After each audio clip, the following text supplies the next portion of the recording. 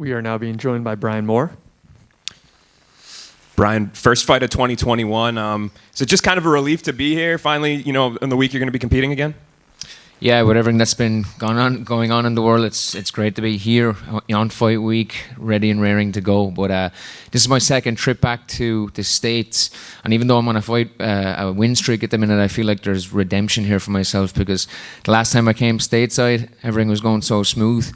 But I ended up breaking my two hands in that fight and ended up losing a decision. It's one that I still think should have been a draw, because I dropped the guy like 4 times. But so I'm just so excited to be back to make amends here in the States.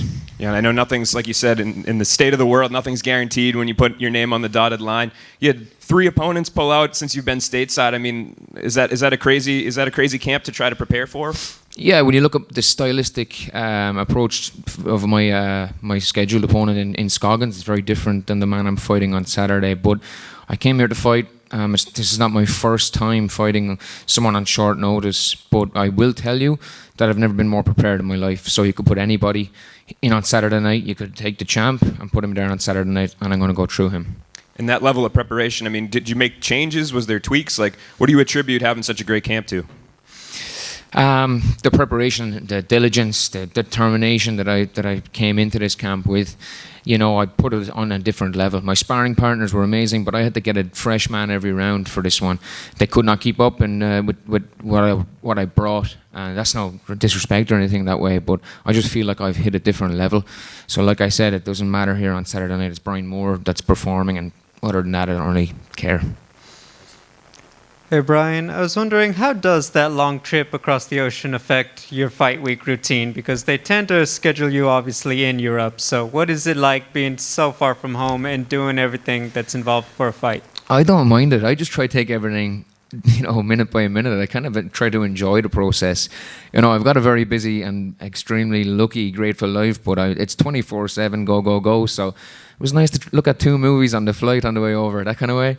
But the only thing that affected my preparations I got here is, as I landed in the hotel, I found out that my opponent had pulled out. So, then I just started kind of trying to get a fight sorted. But once that was done, then I was sleeping nice and good food and all, so we're all good.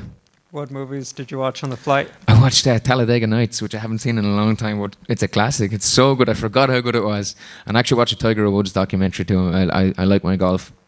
There you go, Ricky Bobby. Another question, going to be the first time with a lot of fans in attendance here in the United States. Just what are your thoughts on knowing you're going to have that crowd and the noise and the energy when you compete this Saturday? I cannot wait. I absolutely cannot wait. My last fight was a beautiful knockout, but it took me a little while to get going. The fans in attendance will have me coming out straight off the bat. I know that. I always get amped up with fights, with fans in attendance. I started this sport at 21 years of age, so I was a fan first. So it's important for me that fans love my fights, and they do. So I always get cheered on my way in, but I always get double that noise on the way out. Finally, you have Jordan Winski now. From what you've seen in the short time, just what are your thoughts on his game and what he brings as an opponent? Jordan is well-rounded. He comes in with a good record, has beaten good guys. I shook his hand earlier on. I said, you have my respect for stepping in on short notice. It's not for everybody. I've done it plenty of times myself. But I said, we're going to go at it on Saturday night nonetheless. But I respect the man. I think he has a good skill set, and I'm excited to put my skill set against his.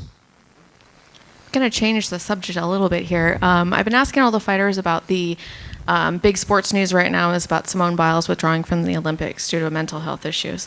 I'm curious if you know about that and if you've ever experienced that, or what you think as a professional athlete withdrawing from competition, especially something as big as the Olympics, due to mental health issues.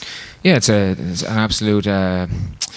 It's a shame, but it's also a pandemic in itself, mental health issues, you know what I mean? And I think it's something that should be looked at a lot closer, not just in sports, but in every sector. But as competitors, we I suppose we can try and put on a brave face, but often it's not the truth, you know what I mean? And I think everybody, to a certain extent, will struggle, and I suppose just by opening up and being honest will help a long way.